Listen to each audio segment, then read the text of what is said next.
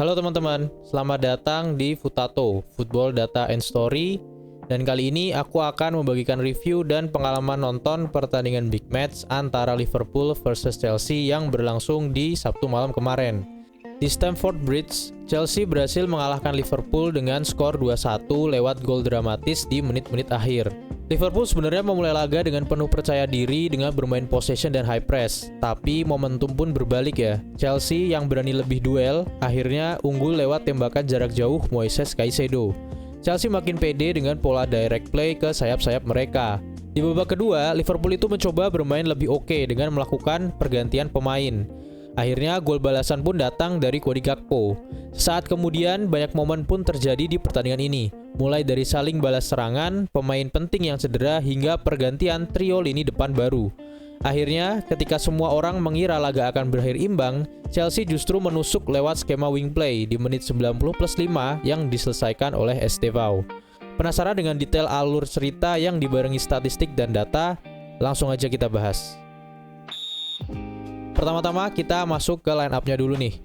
Chelsea dan Liverpool sama-sama menggunakan formasi 4-2-3-1. Di bagian tengah, Chelsea ditopang oleh Caicedo, Gusto, dan Enzo yang akan didorong maju ke depan.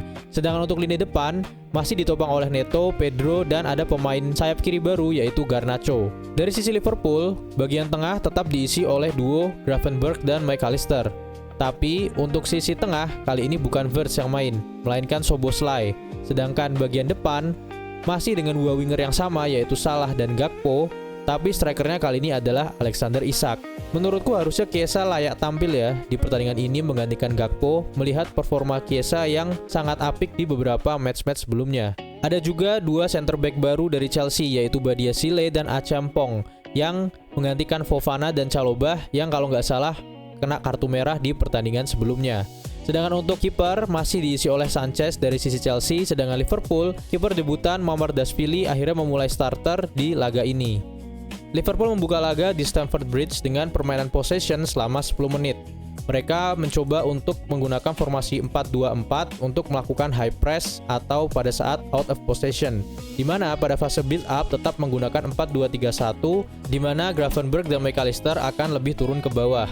Ketika permainan mencapai fase progression dan menuju ke final third, formasi Liverpool akan berubah menjadi 2-4-4 di mana Kerkez dan Bradley, dua fullbacknya, akan link up play dengan wingernya yaitu Salah dan Gakpo dengan melakukan overlap maupun underlap.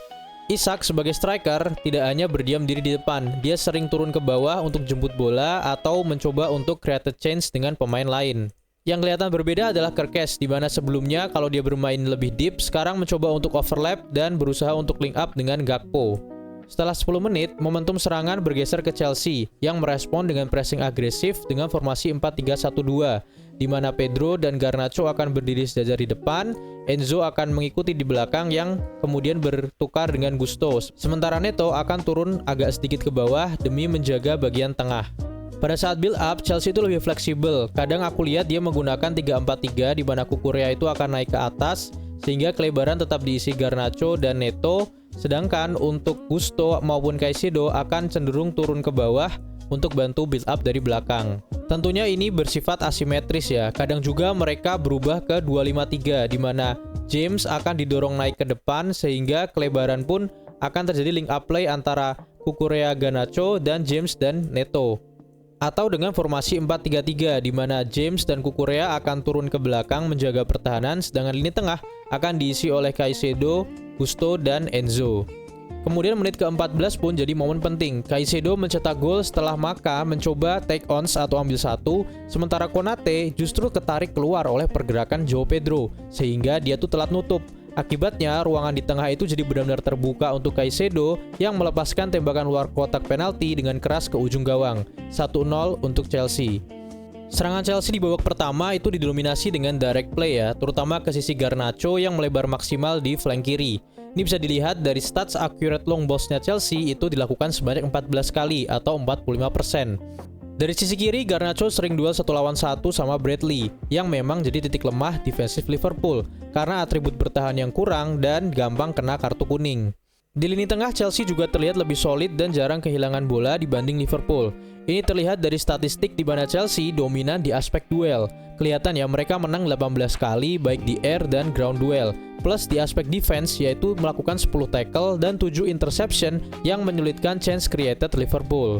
Sebaliknya, Liverpool itu justru sering salah passing dan kehilangan bola. Ditambah lagi, kedua winger mereka itu tidak berfungsi maksimal.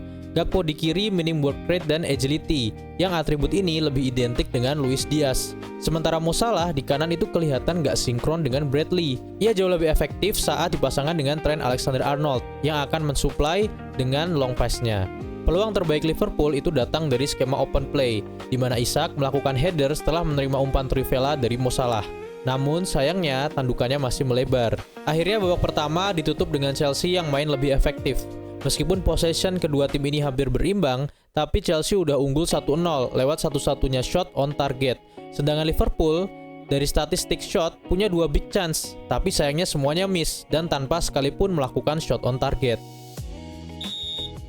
Memasuki babak kedua, Liverpool itu melakukan perubahan signifikan. Szoboszlai kembali ke posisi right back, menggantikan Bradley yang bermain jelek. Wirtz masuk ke tengah dengan roaming license-nya. Efeknya pun langsung terasa instan. Di menit 46, Wirtz menciptakan turnover pass ke Salah, tapi tembakan Salah masih melebar. Di menit 55, Chelsea itu harus kehilangan Badiashile karena cedera. Jadi Lavia akan masuk, kemudian Gusto akan turun menjadi fullback, sedangkan dua center back akan diisi oleh James dan Achampong, di mana Lavia, Caicedo, dan Enzo akan berduet sebagai trio midfielder di tengah. Liverpool juga merespon dengan memasukkan Robertson dan Jones yang menggantikan Konate serta Kerkez. Akibatnya, Gravenberch pun turun menjadi center back bersama Virgil van Dijk.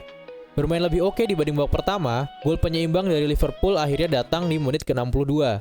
Szoboszlai melakukan crossing, Isak yang melakukan first touch, lalu mengoper ke Gakpo yang bergerak masuk dari samping kiri ke box. 3 menit berselang, Liverpool hampir membalikkan skor. Mo Salah dapat peluang emas dari skema counter, tapi tendangannya lagi-lagi malah melebar.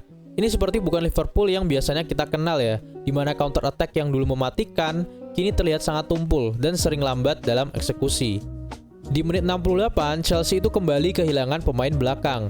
Achampong mengalami cedera yang membuat stok center back Chelsea itu habis. Maresca sebagai pelatih pun langsung memberikan debut kepada pemain muda, yaitu Jorel Hato yang akan berduet bersama Reece James sebagai center back. Sisa 15-20 menit terakhir, intensitas laga itu makin tinggi dengan permainan yang saling serang dari ujung ke ujung. Chelsea mengganti 3 penyerang utamanya dengan trio baru, yaitu Estevao, Gittens, dan Gue, di mana Estevao akan mengisi sisi kanan, Gittens di sisi kiri, dan Mark Gue akan menjadi striker di lini tengah. Sayap Chelsea di sisi kanan dan kiri pun jadi lebih hidup. Estevao dan Gittens sering menggunakan dribbles dan skema crossing diagonal yang diikuti oleh fullback yang kemudian akan overlap atau attacking midfielder yang underlap, contohnya Enzo. Skema ini terbukti dengan dicatatkannya 5 successful dribbles oleh Chelsea di babak kedua. Sedangkan Liverpool yang sama-sama butuh gol malah memasukkan Endo dan gak mengganti Gakpo dengan Chiesa. Meski punya XG 1,3, Liverpool itu malah sering buang-buang peluang dengan 4 shot off target. Ini berbanding terbalik dengan Chelsea yang XG-nya hanya 0,89 tapi berhasil melakukan 5 on target.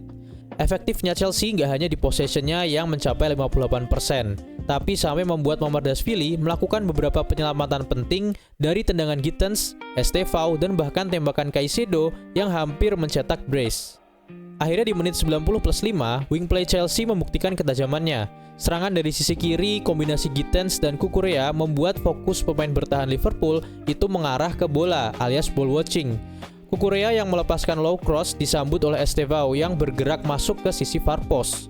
Robertson terlambat menutup dan Liverpool akhirnya kebobolan lagi di menit-menit akhir. Skor akhir 2-1 untuk Chelsea. Menurut EPL, MOTM kali ini berhasil dimenangkan oleh Moises Caicedo yang mencatatkan 11 defensive contributions, 4 tackles, dan 5 recoveries dalam menjaga lini tengah Chelsea. Keberhasilan Chelsea mengalahkan Liverpool juga tak lepas dari statistik impresif dari aspek duels, di mana dari total 41 duel dalam 2 babak, itu dimenangkan semuanya baik ground duels maupun aerial duels oleh Chelsea. Dari sisi individu pun juga demikian. Top 5 defensive contributions diisi oleh Caicedo, Enzo, dan James. Sementara top 5 duels dimenangkan juga oleh Caicedo, James, dan kali ini Cucurella dan Garnacho masuk ke list ini. Sayangnya dari Liverpool hanya Szoboszlai yang menurutku tampil konsisten di laga ini dan berhasil masuk ke top 5 defensive contributions. Nah, sekarang kita masuk ke summary nih. Liverpool kembali menelan 3 kekalahan beruntun dalam waktu seminggu. Masalah utamanya jelas ada di kohesi tim dan taktikal dari pelatih. Setidaknya itu menurutku ya, dari hasil analisaku. Mirip seperti di Football Manager lah, ketika terlalu banyak beli pemain baru yang datang itu malah bikin permainan jadi nggak nyambung, nggak sinkron. Akibatnya, Liverpool itu jadi sering kehilangan bola, salah passing, kalah duel, link up play yang nggak jalan, dan buang-buang peluang.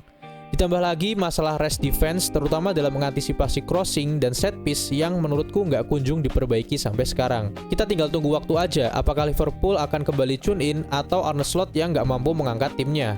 Sebaliknya, Chelsea itu sebagai tuan rumah tampil efektif di laga ini ya, dengan skema wing play yang variatif, mulai dari dribble 1 lawan 1, low crossing, diagonal crossing, hingga kombinasi overlap dan underlap dari fullback maupun attacking midfielder. Efektivitas serangan Chelsea ini juga didukung dengan kemenangan dalam ground duels dan air duels yang menjadikan Chelsea menjadi penguasa lini tengah yang cukup solid dan sulit untuk ditembus. Sekian review dan sharing pengalaman nonton dari pertandingan big match antara Liverpool dan Chelsea. Terima kasih teman-teman udah nonton sampai akhir. Jangan lupa like, share, dan subscribe kalau memang suka. Jangan lupa komen di bawah untuk diskusi soal match-match menarik lainnya. Sampai jumpa di review-review berikutnya.